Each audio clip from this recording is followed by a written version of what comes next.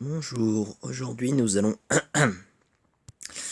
aborder un tout nouveau thème et c'est la partie espagnole ou Ruy Lopez. Alors, le XVIe siècle voit apparaître le traité du prêtre espagnol Ruy Lopez de Segura, considéré à juste titre comme le véritable fondateur de la théorie échiquienne, c'est dire. C'est le début le plus populaire, riche en grandes idées tactiques. Alors, E4, E5, jusque-là pas de problème. Cavalier, cavalier F3, cavalier C6, et hop, fou B5. Alors ça, c'est la partie espagnole, tout simplement. Alors, on peut avoir A7, A6 comme suite, qui est la défense Paul Morphy, qui était un des plus forts joueurs de tous les temps. Donc c'est ce qu'on va voir au début. Défense Paul Morphy, fou B5 en A4. Possibilité peut-être de cavalier F6 et roc. Voilà pour la défense Paul Morphy. Donc ça, on est toujours dans la Ruy Lopez. Alors là, il y a plusieurs possibilités de défense Morphy de la partie espagnole, puisque là nous sommes dans une Ruy Lopez. Alors tout d'abord la défense fermée, avec fou E7.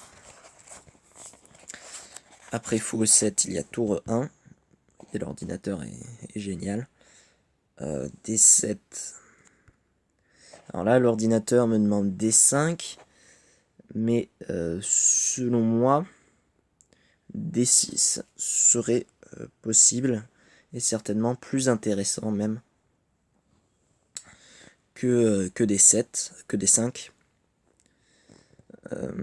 C'est la défense fermée, c'est une variante. C'est pas forcément la meilleure des variantes, mais c'est à retenir tout de même. Après D6, on aurait D4. Hop. Toujours cette idée, hein. On vient attaquer le pion tout en défendant avec le cavalier. Et toujours l'idée de clouer le cavalier si D6 ou D5 est joué. Après D4, on va jouer E5 prend D4. Pourquoi pas, après tout. C'est vrai que c'est plutôt intéressant comme coup. On pourrait avoir cavalier prend. Après cavalier prend, fou C8 en D7.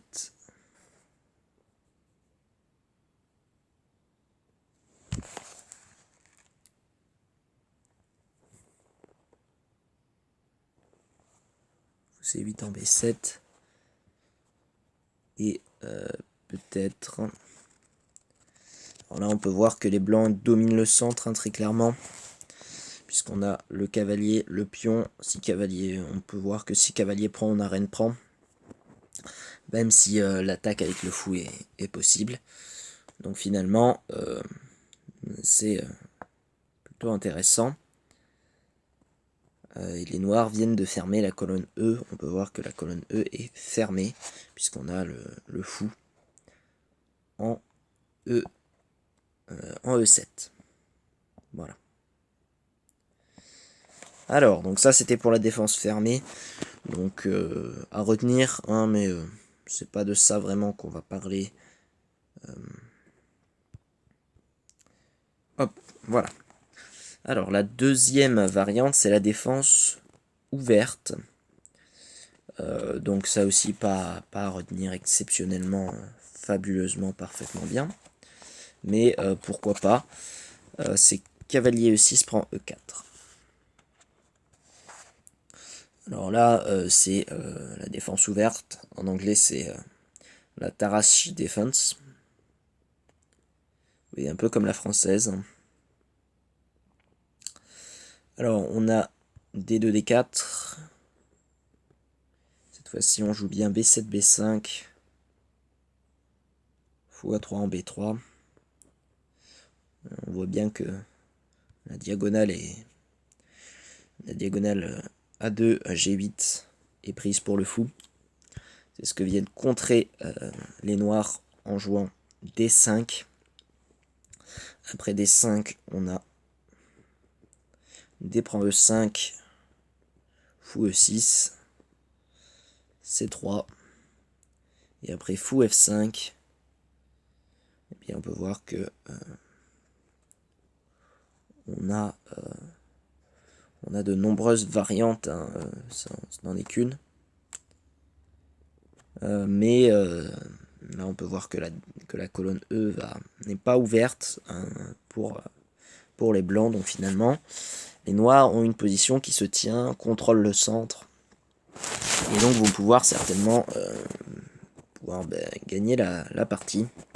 Et si on regarde, les blancs sont en meilleure position, mais après un rock, ça va commencer à être difficile. On peut montrer ce qui pourrait se passer. Hop, voilà. Hop, le roi revient.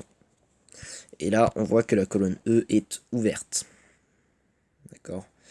Donc, c'était le but des noirs, c'était d'ouvrir la colonne E.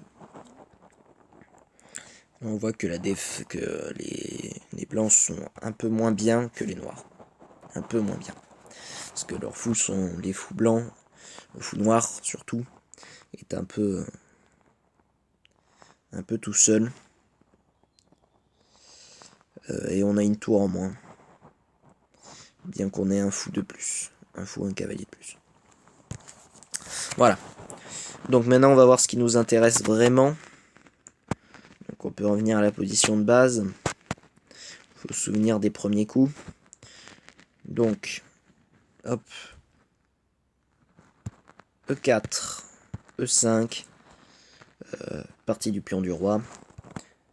Début ouvert. Et après le début ouvert, fou B5 signifie partie espagnole. Ruy Lopez. On revient juste ici. Hop.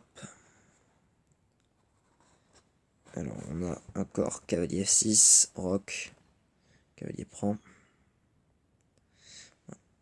Hop, voilà. On arrive juste ici. Alors ce qu'on va vraiment voir, c'est la défense fermée et les variantes de la défense fermée qui sont assez intéressantes. Alors, après tout simplement fou F8, E7, on a une première variante qui serait tour E1. Alors, après tour E1, qui est un peu la seule manière de défendre le pion E4, on aurait B7, B5, qui vient attaquer le fou. C'est un coup qui est destiné à bloquer l'aile dame noire. On pourrait aussi avoir D7, D6. On pourrait avoir par exemple D7, D6. Après D7, D7, D6. Les blancs pourraient jouer C2, C5. C2, C4, désolé. C2, C3. Et à ce moment-là, ce serait un peu plus difficile pour les noirs. Donc finalement, ce n'est pas exceptionnel. Donc finalement, le mieux, ce serait certainement B7, B5. Après, fou B3, on aurait D7, D6 cette fois-ci. On continue. On cherche à faire un roc. Le but c'est de venir faire le roc avec le roi. Et tout en étant protégé. On aurait d'ailleurs du contre-jeu sur l'aile dame avec A2, A4 par exemple. du côté blanc. Mais on va plutôt jouer C2, C3. C'est un coup qui va préparer la poussée D2, D4 et qui ménage en même temps le fou B3, vous voyez, qui va pouvoir tranquillement être mieux dans cette partie, qui lui permet une case de retraite dans le cas où il serait attaqué par ceci. On a une case de retraite. Voilà. Là, les noirs préfèrent jouer le roc. Et après, on a un coup H2, H3. C'est un coup très important, il faut se souvenir de ce coup. Car si les blancs jouent D2, D4, eh bien, si les blancs jouent D2, D4 comme le montre l'ordinateur, ce n'est pas bon. Vraiment, n'écoutez pas l'ordinateur, puisqu'on aurait un clouage du cavalier F3, et à ce moment-là, les positions seraient égales. Donc finalement, ce n'est pas exceptionnel de jouer D2, D4. H3 est bien meilleur. Et là, eh bien, on a la fin de variante.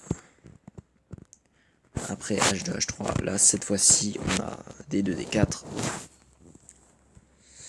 Et là, la position des blancs est meilleure, puisqu'on contrôle le centre. On a une position développée, plus développée d'ailleurs, plus développée que celle des noirs. Donc on va avoir un avantage d'espace, un avantage de temps aussi, pas un avantage matériel malheureusement, mais c'est déjà pas mal pour une ouverture. Voilà pour la première variante. Donc après, c'était la variante tour E1. Tour 1. Alors, voyons voir une autre variante sur Dame D1 en E2. Celle-ci. Alors, sur cette variante, on aurait peut-être le but des blancs là, c'est d'installer leur tour à la case D1 pour faire suivre D2, D4. Alors ce serait bien si vous n'avez pas d'échiquier devant vous, de vous en mettre un. Comme ça je parle, mais je fais pas tout à fait tout. Donc si vous avez un échiquier devant vous et que je vous dis Dame D1, E2, les blancs veulent installer leur tour à la case D1 pour faire suivre D2, D4. Vous placez votre tour à la case D1 et vous faites D2, D4 pour voir un peu ce que ça donne. Alors, B7, B5, du côté noir. Toujours ce coup qui attaque le fou. Toujours le même coup. On vient mettre fou en B3. D7, D6. Hop. Donc là, on vient défendre le pion E5. C2, C3 est joué. C3, il faut s'en souvenir, hein, c'est un coup important aussi. Ça vient préparer D4, qui est très très important dans l'ouverture Ruy Lopez.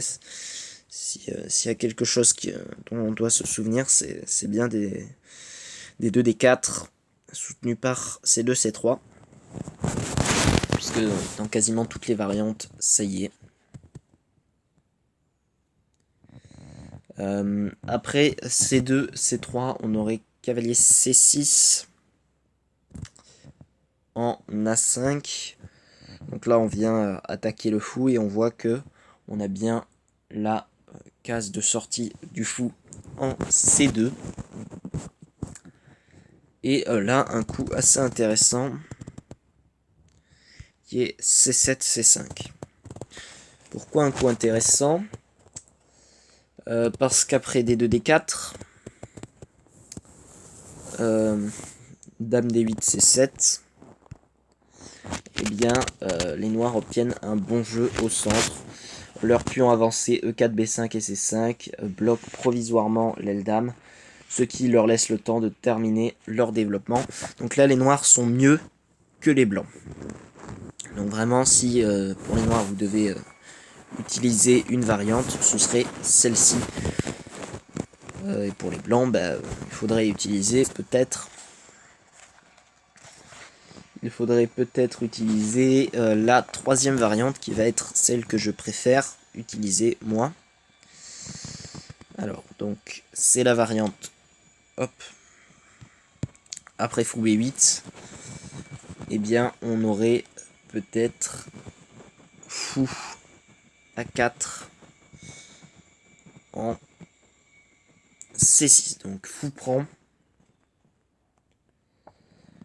Ça menace le pion. Ça menace le pion. Le pion noir en E5. Puisqu'il n'est plus défendu par le cavalier. On aurait D7 prend C6. Et là, du coup, on a cavalier prend E5. Après cavalier prend E5, on aurait cavalier F6 prend E4. Là, on voit que le jeu est égal. Donc, finalement, ce n'est pas forcément exceptionnel. Mais, après...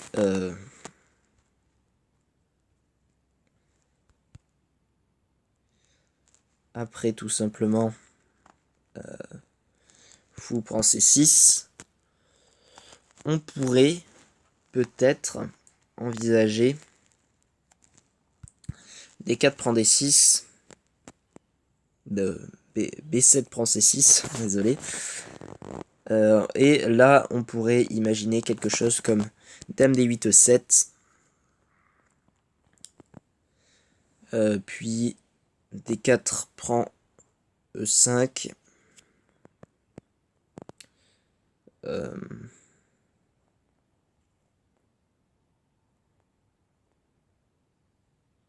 oula, attendez.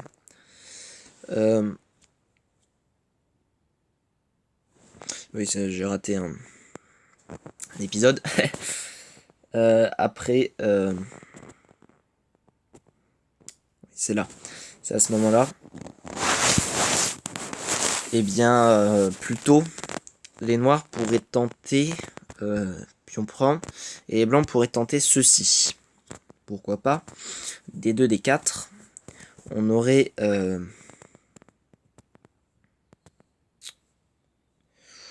ouais, ce serait bof, mais on aurait peut-être...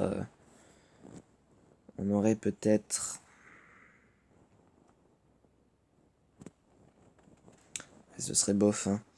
C'est-à-dire qu'on aurait ça, puis après ça, puis après ça. Le jeu serait pas exceptionnel, là. Pour éviter l'échec, on aurait ça. Ce ne serait pas possible, donc finalement... les noirs sont plutôt un peu mieux, ici. Mais l'avantage n'est pas exceptionnel. Parce qu'on peut avoir... On peut avoir des coups comme C3 encore, qui vient soutenir. Ou bien même cavalier C3. Vous voyez, il y a plusieurs possibilités, donc finalement, le jeu n'est pas exceptionnel. Donc fou prend n'est pas envisageable, donc il ne faut pas faire fou prend. La quatrième variante, ce serait, eh bien, tout simplement un petit piège. C'est ce que j'utilise le plus souvent quand je suis du côté... Alors, regardez, après B7, B5, on vient faire fou A3, B3, D7, D6, après C2, C3, on s'en souvient, roc, D2, D4, toujours ce même coup, et fou C8 en G4. Et là, on aurait peut-être... eh bien, on aurait... Je ne sais pas... imaginons fou C1 en E3. Et là, c'est un piège. Les blancs offrent le pion E4, qui n'est plus protégé, tout simplement. Eh bien, on peut se dire du côté noir... cavalier prend E4. Eh bien, le mieux ce serait quand même là-dessus, le mieux ce serait pas cavalier prend. Ce serait cavalier C6 va en A5. Donc on attaque encore le fou. Voilà, le mieux ce serait certainement de faire ça. Et après C7, C5. Les blancs sont assez mal. Mais si les noirs tombent dans le panneau, eh bien on aurait tout simplement fou B3. Eh bien on aurait fou B3 en D5. Et là on voit la fourchette sur le cavalier E4 et le cavalier C6. Et oui, et donc là un petit piège assez sympathique, puisque là on a un cavalier qui va tomber malheureusement. Peut-être sur Dame D7. Peut-être Dame D8 en D7 pour venir. Pourquoi pas, mais on aurait fou prend E4 avec le gain d'un cavalier. Après, on peut voir une suite peut-être. Hein. D6, D5. On vient attaquer le fou, ça se voit. Et là, on aurait fou prend échec.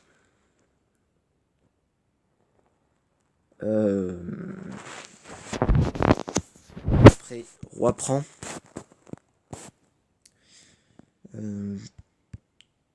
D prend E4.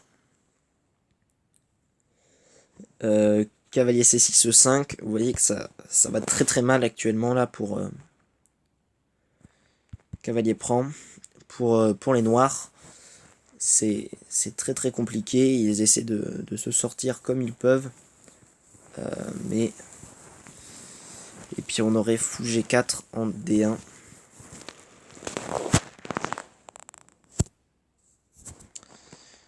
Peut-être prendre, ce serait peut-être pas exceptionnel.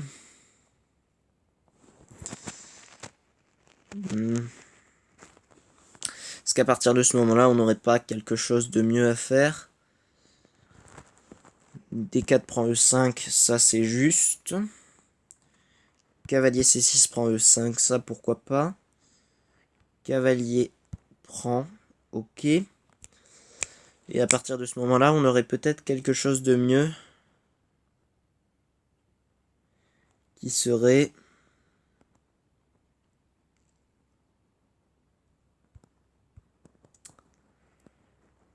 quoi qu'il arrive, et bien là on peut voir qu'on attaque la reine.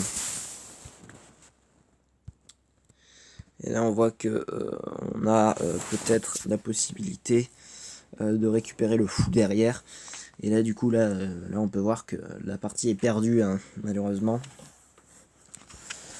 Pour les noirs qui ont perdu beaucoup de matériel grâce à ce petit piège, donc il faut s'en souvenir. Si vraiment vous êtes contre quelqu'un qui vous ne sentez pas très fort, souvenez-vous de ce piège. Après cavalier prend, on a tout simplement la fourchette. Et après ça, le jeu des noirs commence à être assez fini. Quoi qu'il arrive, hein, de cette manière-là. Le jeu des noirs est très difficilement récupérable. Après fou prend, roi prend. On aurait cavalier prend. Et là on voit que après pion prend, on a un pion de plus. Donc du coup, non, après on va éviter, c'est dame prend. Hop, voilà. Donc, après pion prend, cavalier prend. On peut voir que si, par exemple, imaginons sur cavalier prend, hop, et là on voit qu'on attaque la tour, et voilà. Donc là on a encore récupéré du matériel. quels que soient les coups hein, des noirs, on récupère du matériel et on finit par gagner la partie. Surtout que le roi noir est en danger. Donc, ce piège à se souvenir. Voilà pour cette petite vidéo, petite tout est relatif, pour cette vidéo sur l'ouverture Ruy Lopez. Donc c'est une ouverture qu'il faut maîtriser. Donc juste pour la fin de la vidéo, je vais vous rappeler les coups. E4, E5. Attendez, on va juste... Voilà, talam. E4, E5. Cavalier F3, cavalier F6. Fou B5. Après A6, on a fou A4. Et après fou E7. Après fou E7, pas encore. Après cavalier F6. Roc, fou E7. Tour E1. Hop, voilà. Il faut vraiment se souvenir de ces coups-là. Voilà, donc ça, c'est ces coups-là, vraiment, il faut s'en souvenir. C'est les 8 premiers coups essentiels. Et après, pour les noirs, tout dépend des choses à faire, voilà. Et après ça, on peut bien sûr se souvenir du petit piège. Ici. Et après cavalier prend, on a... Après cavalier A5, on a ça. Et la position est tout à fait gagnante pour les blancs. Elle est un peu meilleure pour les blancs plutôt. Donc finalement, voilà pour cette ouverture. Souvenez-vous des coups encore. Je vous le remontre parce que vraiment il faut s'en souvenir. Hein. Si vous ne vous souvenez pas de ça. Déjà ça c'est l'espagnol. Après ça c'est ce que les gens jouent intuitivement. Rock. Jusque là il faut s'en souvenir. Ça il faut s'en souvenir. Ça il faut s'en souvenir. Voilà, c'est une suite de coups pas compliqué à se souvenir. Hein. Hop. Je vous ai peut-être pas parlé du bon coup là du coup si vous êtes contre un adversaire très fort. Voilà, on a D5 qui est possible, qui vient attaquer le cavalier.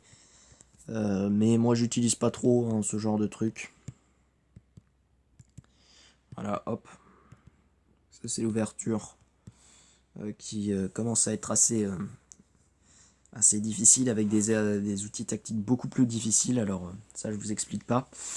Mais si vous voulez la connaître, c'est celle-là. Voilà, j'espère que cette vidéo vous aura plu. En tout cas, moi, c'est une ouverture que j'utilise assez souvent. Et je vous dis à la prochaine fois.